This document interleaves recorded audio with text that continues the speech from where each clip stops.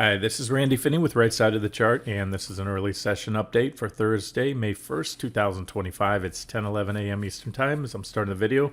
Do a quick update here on some of the things I'm watching. This one will be a little bit of a reiteration of what I sent out earlier. 200-day moving averages. Here we'll turn off all the lines. You can see it nice and clear. The red is the 200 exponential, which we've hit. I think in the past several months, really throughout this year, I probably have mentioned how well the 200-day moving averages work as trend indicators and offer objective long and short entries on bullish and bearish trends. I think at least several dozen times, easily maybe 50, possibly 100 or more times. So I just want to reiterate that there is nothing 100% in trading and investing. And just because it's resistance doesn't mean we can go through it. But again, I play probabilities, not possibilities. Anything's possible. And the probability to get a rejection on a back test, especially, guys, especially a pretty stretched run to get there. Remember, we went long here. We covered shorts. It was an active trade to micromanage the longer term swing short, which we're still doing here. I speak to active traders. I speak to long-term trend traders and talked about it back then. And there's two of the main 200-day moving averages. There's different calculation types, but of course, those are the 200 exponential and the 200 simple. The exponential just responds a little faster to prices. And as I often say, some traders use one, some traders use the other. Therefore, I use them both. And so quite often, it can be either one that caps rallies when you're in a bear trend. And by that, I mean, basically, it's so simple that this is the most elementary and simple way, basic technical analysis. When you're above them, like you were here, you're in a bull trend and you buy pullbacks to the 200s. And when you're below them, you're in a bearish trend and you short rallies back to the 200s, right? And you can see sometimes, like right here, they split the crosshairs right between both of them. So basically, when you're in a bull trend, if that's your plan, then you want to buy the pullback to the first one. If you're holding out for the pullback to the second one, yeah, you may get it, but you may risk a sudden reversal just shy of it. So here we are there.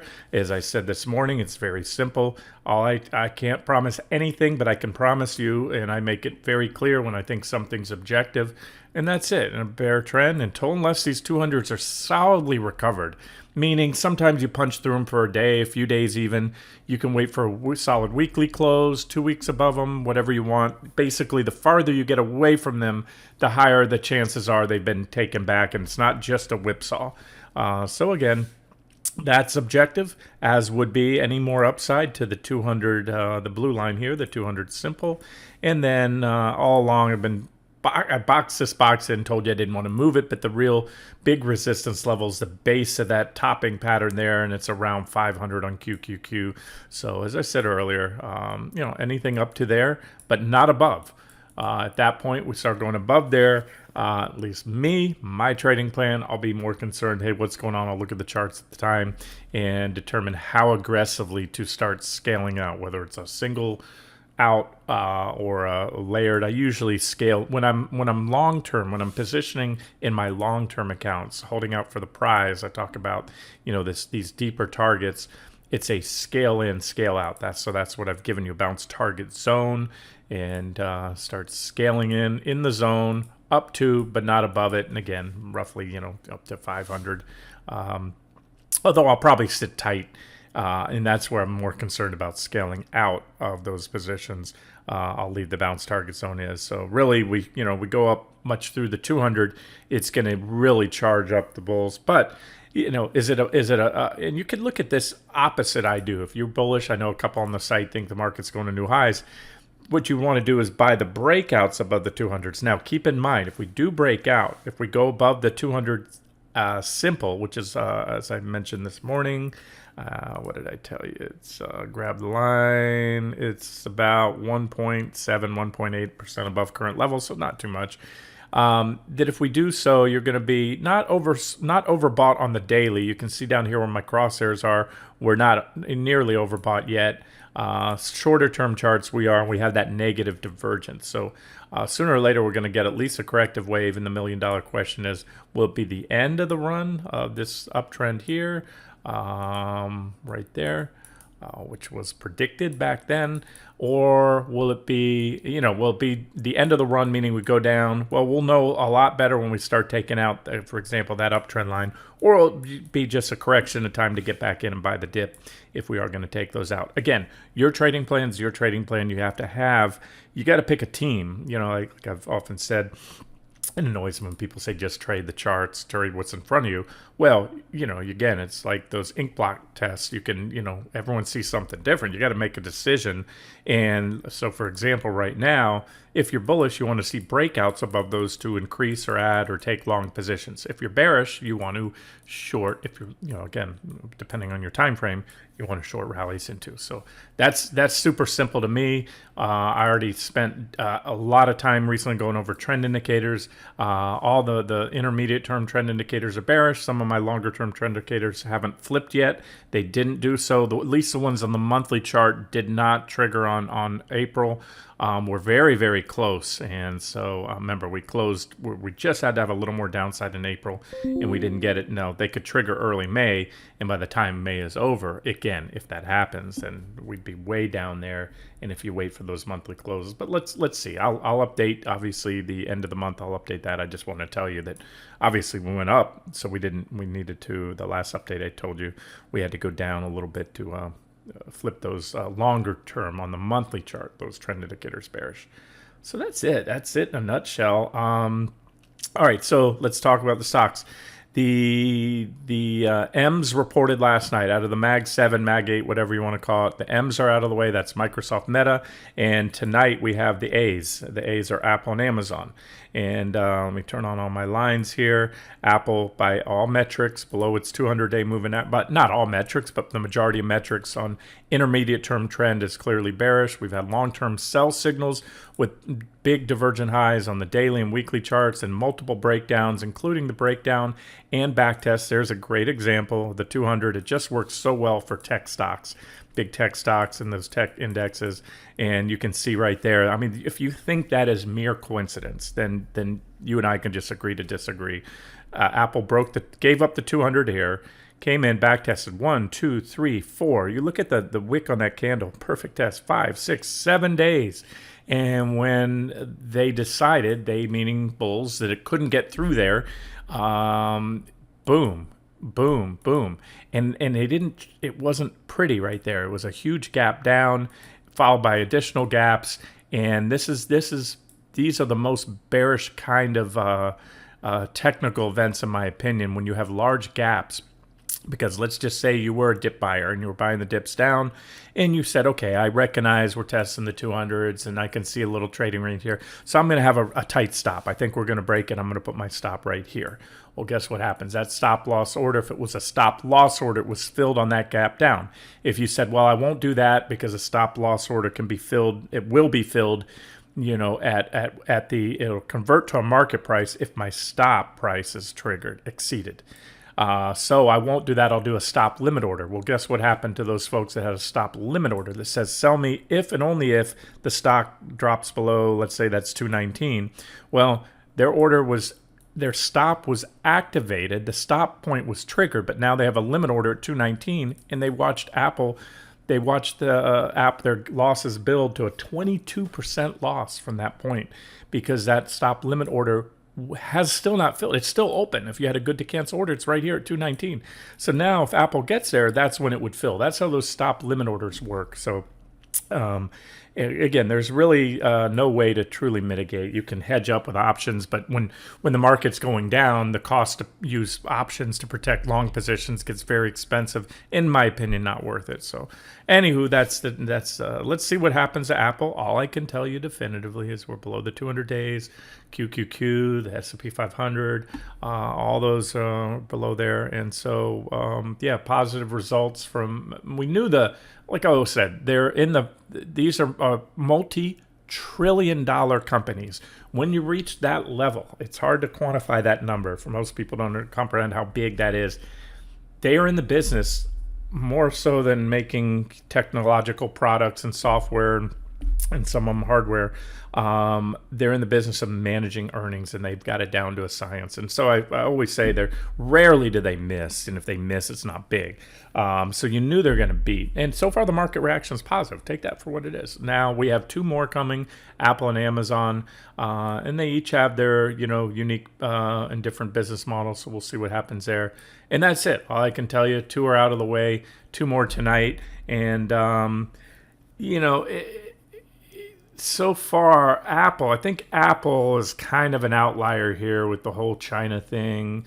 Kind of being caught off guard. They had plenty of time over the years to plan to move production offshore, and they have the temporary pass and all that. We know what's going on there. So anyway, let's not read too much into it. Let's look at and see what happens. So as Apple takes out the 200s, especially the 200 simple, then maybe something else is going on. But as of now, again, if you look at the big picture, this is the big picture here, the weekly chart. There's my main board right there. Divergent high, below the 200s, below all these breakdown points, below this topping pattern right here. When you look back, you had this kind of range right there, broke down below. Microsoft, who's the strongest of the lot today, this is my weekly chart.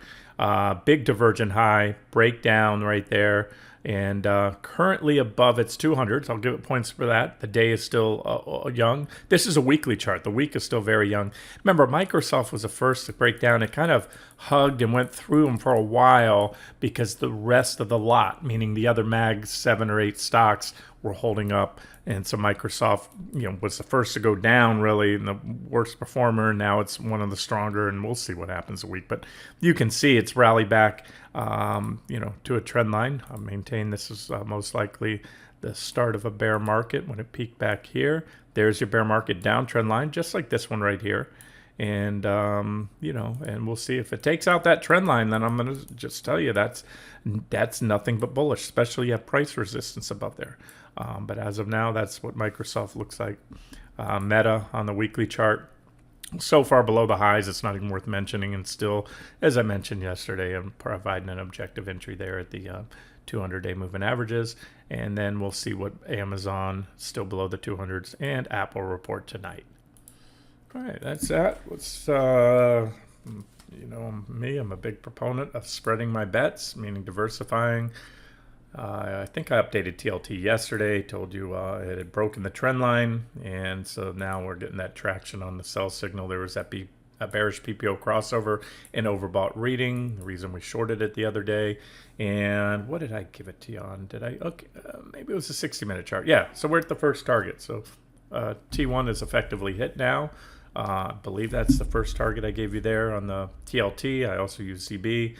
We also hit the first target on GDX today. Remember, if you're new to the site, I always cover the levels I give you. The targets are actual support level. I always want to cover a little bit above. If I'm shorting, I cover above the resistance level or the support level I'm targeting. And if I'm long, I'm going to sell a little shy of the resistance level I'm targeting. Why? Because other people like me, they don't want to miss that turn in case the buyers step in early on a short trade, a pullback, and or the sellers on an upside trade step in early. So that, for all intents and purposes, so we've hit T1 on TLT, first target, and we hit T1 on GDX. As I've been highlighting recently, UUP had that bullish falling wedge pattern, and so we're right there. I got this out to you this morning. I believe once we break that, it should take us to the next target, and then when we break that, and at this point, somewhere in here, gold traders are likely to get the memo. Some gold traders, no offense, guys, but some gold traders, maybe noobs, are clueless, and they don't understand that relationship. Professional traders most likely understand the relationship between the US dollar and gold. It is not an immutable relationship, but it's a pretty strong, it's an inverse correlation, meaning when one goes up, the other goes down.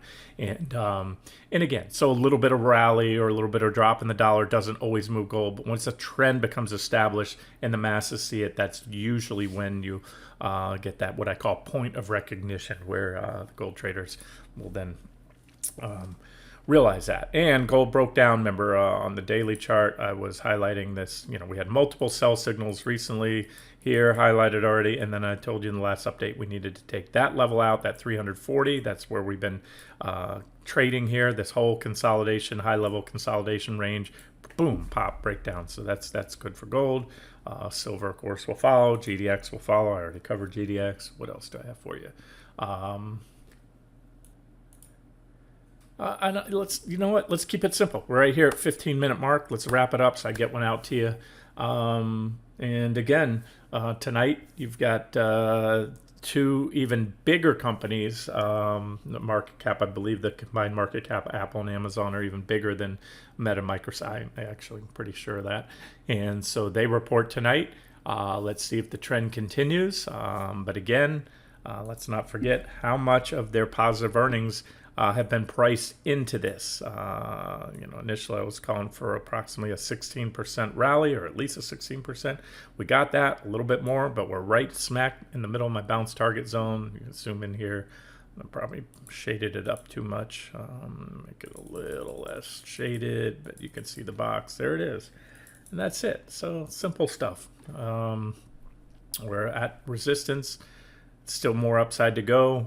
That's the scaling zone, scaling up to, but not above that level. And then if we get above, if we get above that 500, which again is the bottom of that very important sideways trading range right there, then something else is probably going on. And at that point, it's increasing the odds substantially. We're going to new highs right now. I'd put about almost a 0% chance that anything's changed since back here, because this bounce was expected. The whole abatement in the treasury, in the trade wars, not treasury wars. There's probably that too, but that was expected, and that's kind of the range. Oh, one more, yeah, and then I'll wrap up. I told you I'd wrap up, but no. VIXY, which is just kind of the inverse. I'll go down to a 60-minute chart. You can see the same thing. We have a nice downtrend line here forming, and we're also at nice support. So while ideally you want to see a breakout above this, I will state right now without any ambiguity that it is an objective level to add back in. Remember, with VIX, I gave you, just like I did before, a scale back in zone.